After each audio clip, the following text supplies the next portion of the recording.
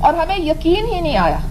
کسی نے کہا تھا کہ نواز شریف اور اس کے خاندان نے لاہور کے اندر، لاہور میں نہیں، رائے میں جدھر وہ شفٹ ہوئے ہیں، ادھر ان کا ایک اجلاس ہوا اور اس اجلاس کے اندر ان لوگوں نے فیصلہ کیا کہ ہمیں سہارتو جیسے 20 سال کے لیے حکومت کرنا ہے. یعنی ان لوگوں نے یہ نہیں کہا کہ ضیاء الحق جیسے 11 سال کے لیے حکومت کرنا ہے. ان لوگوں نے کہا کہ ہمیں 20 سال کے لیے سہارتو جیسے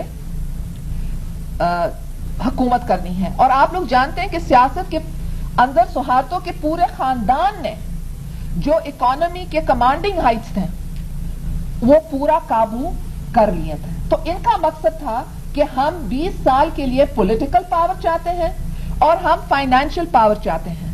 اور ان لوگوں نے کہا کہ ہمیں خطرہ 5 طریقے سے ہو سکتا ہے. ہمیں خطرہ اپوزیشن یعنی پیپلز پارٹی کی طرف سے ہو سکتا ہے، نمبر 1. نمبر 2، ہمیں خطرہ پریزیڈنٹ کی طرف سے ہو سکتا ہے، کیونکہ ان زمانوں میں 8ویں ترمیم تھی جس کے تحت پریزیڈنٹ حکومتوں کو ہٹا سکتا تھا.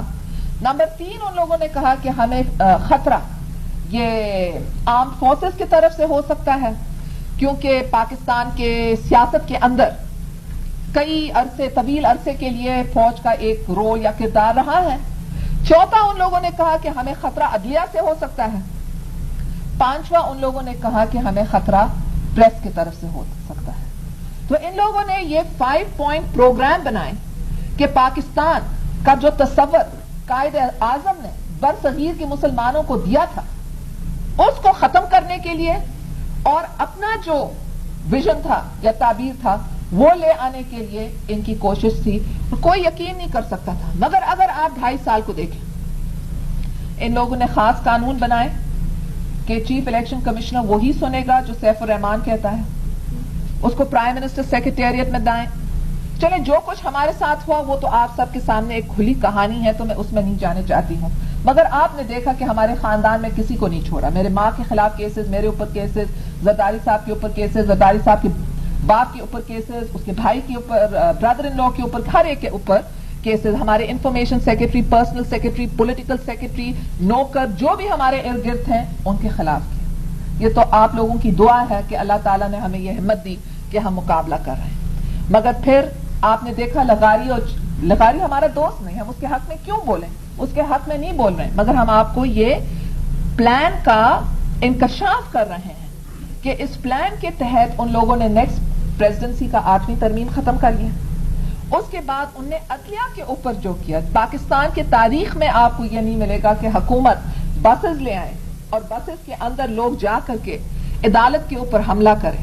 ایک عدالت کے کمرے کے اندر جج بیٹھا ہے، پرائم منسٹر کے خلاف رشوت کی ثبوت لے رہا ہے، اس کے ساتھ اور ججز بیٹھ رہے ہیں. اسلام آباد کے اندر ڈپلومیٹک کمیونٹی ہے، اتنی اسٹرکٹ سیکیورٹی ہے. اسلام آباد کے اندر لوگوں کو جمع کرنا مشکل ہوتا ہے کیونکہ کانسٹیٹیوشن ایونیو اتنا بڑا ہے کہ ایک مجمع کرنا اور سے، مگر نہیں، بس اس کے اندر لوگوں کو لایا گیا اور پھر ٹیلی ویژن پر دکھایا گیا. یہ بھی نہیں کہ اندھیرے میں کریں، یہ کہ بدتمیزی اور بدتمیزی دنیا کے سامنے انسلٹ کرنے کے لیے کہ آپ کر کیا سکتے ہیں. ہاں، ہم قانون کو پھاڑ رہے ہیں مگر آپ کر کیا سکتے ہیں. لوگوں کو بے بس بنانے چاہتے ہیں اور ان کو کہہ سکتے ہیں کہ ہم کہنے چاہتے ہیں کہ ہم سب کچھ، اور یہ ان کی غلط فہمی ہے. دنیا کے سامنے ٹیلی ویژن پر دکھائیں کہ یہ ہمارے وزیر ہیں، کابینہ کے اراکین اندر جا رہے ہیں، کراؤڈ کو کہہ رہے ہیں چلو چلو، آپ دیکھ سکتے ہیں ویڈیو کے اندر اشارہ کر رہے ہیں کہ آپ اندر آئیں.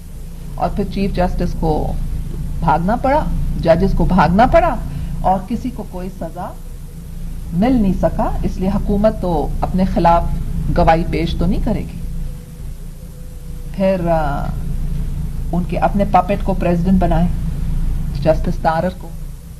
ایک چیف الیکشن کمشنر تھا، اس نے جسٹس تارر کے نامزدگی کے کاغذات